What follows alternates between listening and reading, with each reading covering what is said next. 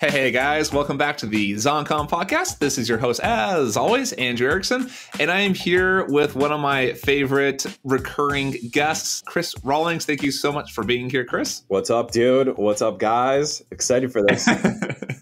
Awesome. Chris has been on a bunch of times. If you just type his name in, Chris Rawlings, into our archive, you can find it. We did in-depth with him. That was episode, I want to say 79 and 80 or maybe 78, something like that. Oh, it's published the first part of December. So if you want to check out Chris's full in-depth story, you can check that one out. But today we're going to do a fun little bite-sized episode on mindset. And Chris is one of my favorite people to talk about mindset. And so, Chris, I appreciate you coming on and shooting the shit with us. Yeah, totally. It's funny because I'm the type of person, you and I both have a science background. That's part of why we sync so well. And we're all in the spreadsheets, nerding out and stuff. And a lot of my life, I thought this mindset stuff was bullshit. And it took me a long time to come back around to it and realize that it's actually the fundamental, underlying foundation for everything else. Totally agree. So I thought it'd be kind of fun to talk about what an abundance mindset is. Right. And so, again, if you are more of a spreadsheet guy, like Chris said, this mindset is still really, really important. And so we talk about lots of really tactical, in-depth things in other episodes. This one's going to be a little bit more like mindset and how we feel about things and how you should think about things. And really, you as a CEO, yes, you need to know those spreadsheets, but also you are the visionary of your business. And you do need to think of mindset and keep that in focus at all times. Exactly. So, Chris, you tell me. Chris has this amazing analogy we'll hear in a second. But so what do you think about with abundance mindset? What does that kind of mean to you and what does it not mean to you? Yeah, well, it's interesting because, both scarcity and abundance are real things. They really exist. There's only so much oil that you can drill up out of the world. You can't just mindset your way to drilling more oil. There's only a certain amount of it. But abundance is an important mental framework to utilize when it comes to information and things that humans create.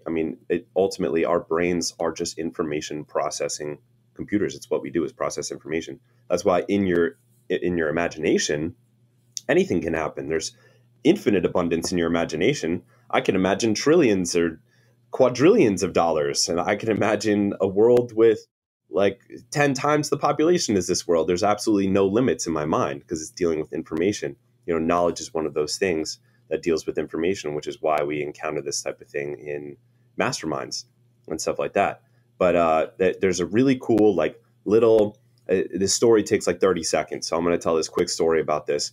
It's from Peter Diamandis, who he's a billionaire. He's done so many cool things. His current company is actually mining precious metals from asteroids. The guy is absolute crazy, one of those Silicon Valley tech, eccentric entrepreneurs. And he wrote this book, Bold. It was while I was raising funding that I read this, and I thought it was really interesting. It was called Making Stone Soup. And this is literally, you may have heard this before. I see the look on your face. Oh, I love it. I love it. I actually heard this as a kid story when I was a little kid. And Really? First, I thought it was stupid, and then when I really understood it, I was like, "Oh, that's genius! I love it." Yeah, and this is what raising funding is, because you have to, when you're raising funding and you're doing a startup that does venture capital, you're raising money on nothing. You don't have anything. Most of the startups in Silicon Valley that are raising money, they don't have product even. They don't have revenue. They don't have customers. They don't have traction. They're raising money on something that doesn't exist, and that's what Making Stone Soup is. It's the story of these three weary soldiers who wander into a village. Nobody wants to help them. Nobody wants to feed them. They're starving. They need to have a meal. They haven't eaten in days. And basically what they do is they take a big cauldron, they take it into the center of the town square, and they start cooking up a pot of water, and they have 3 stones. And, a passerby goes, what are you guys doing? They say, we're making stone soup. And the guy goes, you can't make soup out of stones. And they're like, watch me. They start making it.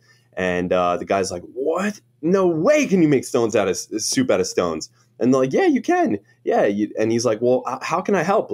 I want to be part of this. This sounds awesome. He's like, you could do is you could bring some carrots. Carrots make stone soup taste a lot better. Comes and brings the carrots. He tells his neighbors. Suddenly there's a whole group gathering around. Everybody's so interested in how this stone soup is made. And they keep saying, well, you could bring some potatoes. That would really add some cool flavor. You could add some cardamom. By the time they're done making the stone soup, everyone's so excited about this stone soup, they don't realize that they're the ones that made it because they had the vision for it and they convinced everybody else about the vision and had them contribute to it. And little did they know they were tasting this beautiful soup that they all contributed to, you know, all at once because of painting this vision from the very get-go.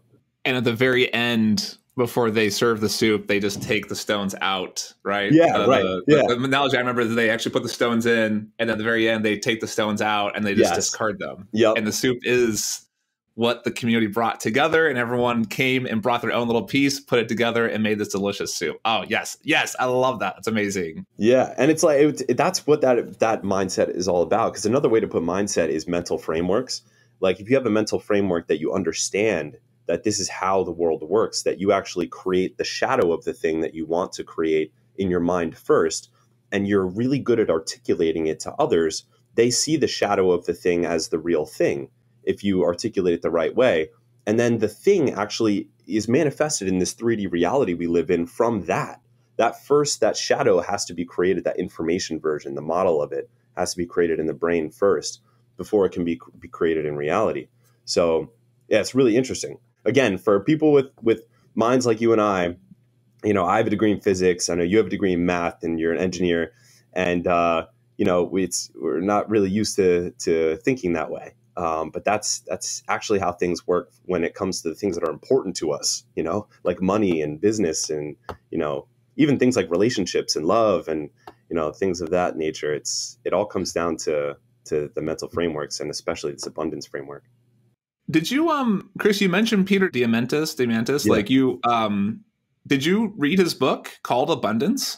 I've read actually his other book, Bold. I haven't read the book. I was going to say, you brought that up and I was like, hey, I thought you were going to steal my thunder there, because I was going to talk about his book. No, go ahead. Take that thunder. And no, okay. No, you harmonized my thunder. Nice. Because same author, same intellectual, I guess, whatever, Peter Diamandis, is that how you say his name? Peter Diamandis. He has a book called Abundance, The Future is Better Than You Think. And he talks, it's an amazing book, quick, easy read. The book's actually free, because that's part of the book, is that he thinks that all this information, all new things are going to become free or nearly free, right? And he kind of goes with this, like, he shows like how the world is going to become this great, or it is already, but will continue to be this great, amazing, abundant place. Think about music, for example, right? It used to be that you had to, sometimes you had to like physically walk and go to the place where the guy makes music, or you had to learn how to do the music yourself, right? Before recording, right? So you had to actually go, and so there's not a lot of music being shared. It's very expensive, right? And then, of course, we learned how to record music, and now you're buying physical mediums with recorded music. And then now you start having pop stars and these huge, massive things where you can have somebody professionally produce music, and then they share it in a physical medium, right? But now, like, I haven't personally bought music in a decade.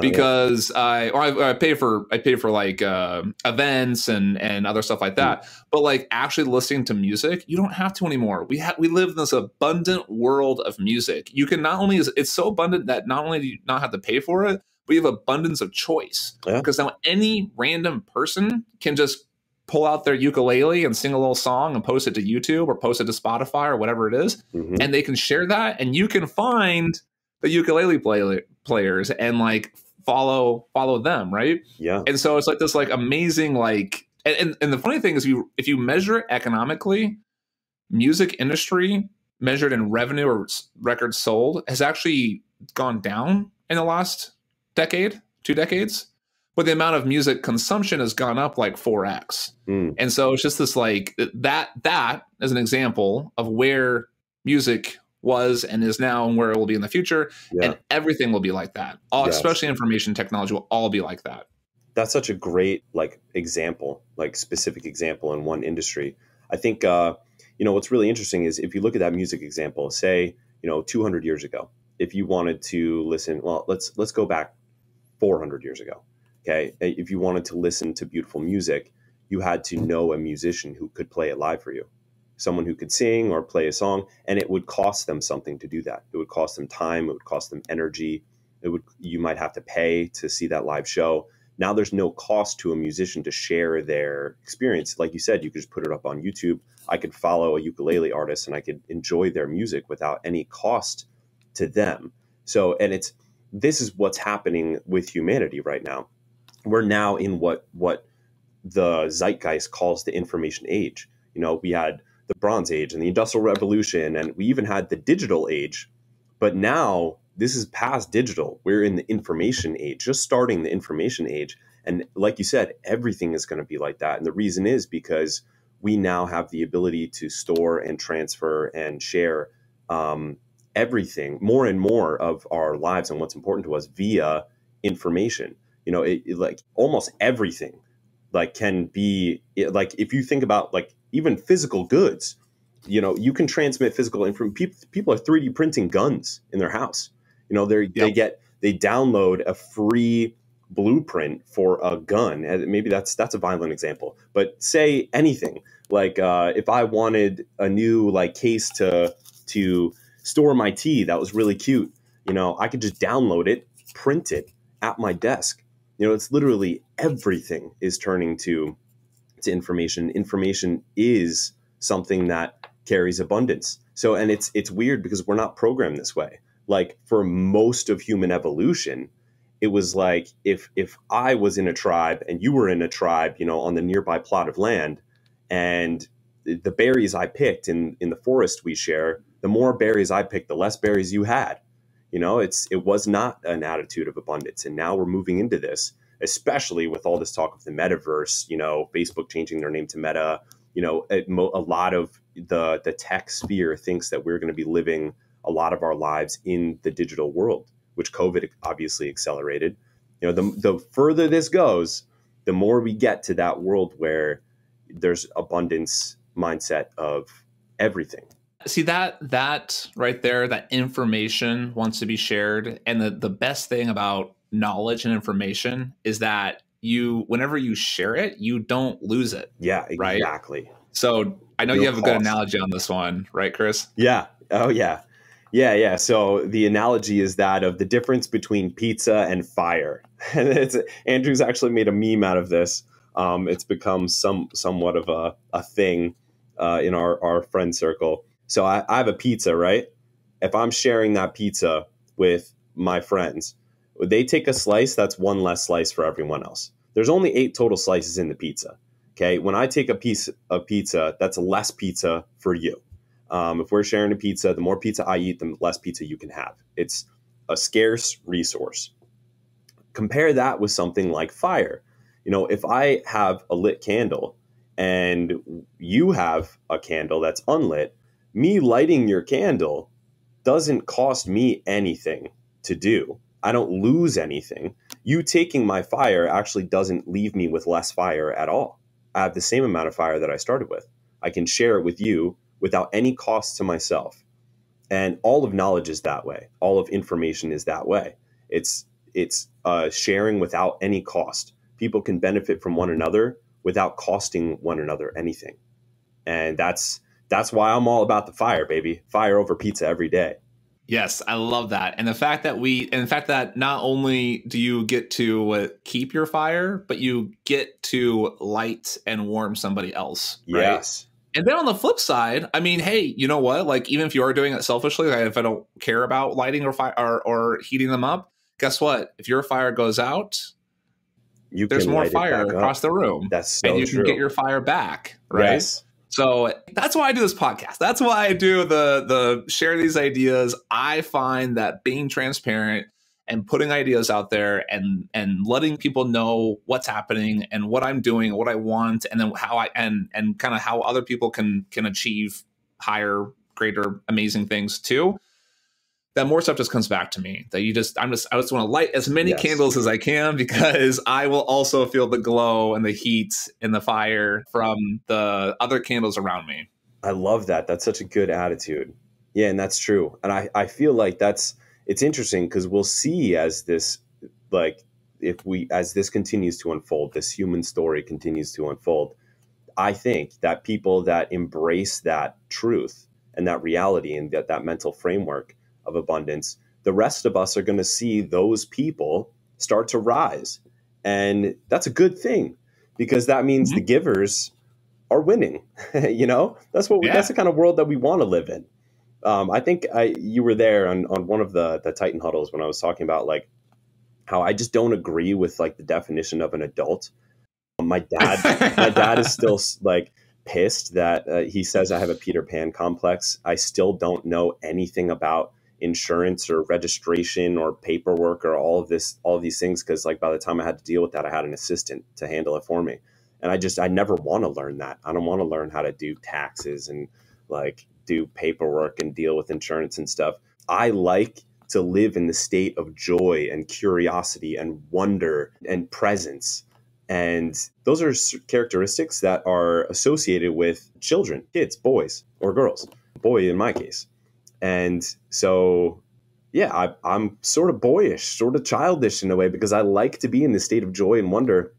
And that's what I like. I don't like this state of like kind of seriousness and like judgment and like, I mean, responsibility is good. That's one of the good aspects that we associate with adults. But I think that the more this unfolds, this story unfolds, the more we'll be able to be the best part about being human, sharing, enjoying life, being present, helping others, playing. Playfulness is one of the greatest qualities in a person to me. You have that in spades. Dude, playing, curiosity. I always want to ask. I always want to know. Like, and also, you do. It's fun because you really have that look, hardcore. And you look and you just want to like discover and find new things, and it's fun. I love that, Chris. I love that. That's one of my favorite things about you, Chris, is that my most favorite thing is your long, beautiful, flowing locks of hair. But my second favorite thing is how much of your like fun, curious, boyish mind you have. Yeah, and it's interesting what happens, because I mean, look what led you down this road, Andrew. You know, like when you're curious about things that are not directly relating to what you're currently doing, you can't predict. And this is part of this whole abundance mindset conversation. You can't predict how they will affect you down the road. This is what what's his face, who spoke at our last Titan FBA Live event, the guy who invented Priceline.com. Yeah. Can't remember his name. You're talking about. But yeah, this is what he was talking about, that like being curious and just finding information, like digging into learning things for the sake of it, because it's interesting to you, because it teaches you something about the nature of reality, or something that's happening that you don't understand the underlying causes of yet. If you have that mindset of curiosity, those things that you learn about, they end up intersecting. This has happened in my life so many times, where something becomes suddenly valuable to me that never was before, that I learned a long time ago. Being in a band taught me how to be on stage and have stage presence and be confident on stage and confident in front of tons of people. I never did it because I thought it would help me get ahead in business or get ahead in life or anything. I just liked playing music, and it was interesting to me, and it was fun, and it was challenging too. And I felt in the zone and in the pocket, as they say, as drummers and bassists say, we say we're in the pocket. It feels good to do that. But later down the line, I speak on stage now a lot. And I do public appearances, both online and in person. And having that stage presence actually like boosted me miles ahead of someone who would have to start from scratch on that. But it wasn't because I planned it. It just happened to do that because I was chasing things that are interesting to me.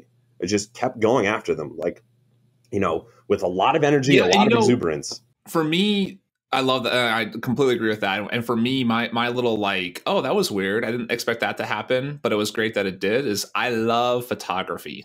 I love taking photos. And I spent a lot of time and energy like learning about composition and like the technical stuff and like Photoshop on how to like chop things up. And then also like there's the art part, right? The composition, the rule of thirds, the foreground, back, whatever, blah, blah, blah, right? Well, being a professional photographer is not like a high paying career, And so I was like, it just doesn't really, unfortunately, nothing I'll probably ever get to do. But I did it because the joy of photography, the joy of art, the joy of whatever, something I can kind of do that scratches the other side of my brain outside of all the time I spend in spreadsheets, right? But guess what? That makes me great at listing imagery, right? Like, and like the like setting up images, right, on the listings, and also just the idea of like the composition of the products, the composition being kind of the art part, but also like kind of like the not just the foo-foo art, but like the study of art, the study of composition on the photographs, on the layout, on the actual product itself, on the packaging and stuff like that. And so, and of course, I get to make a lot of memes now and like make fun of my friends. Andrew is the meme master in our circle of friends. Like anytime something happens, somebody says something ridiculous or something iconic, it immediately, like, I don't know how you do it so fast. It just shows up as a meme. I'm like, bro, we're still in the meeting. How did you even do this before we left the meeting? That's fun. And you know, here's another example of like a fun idea that might turn into something.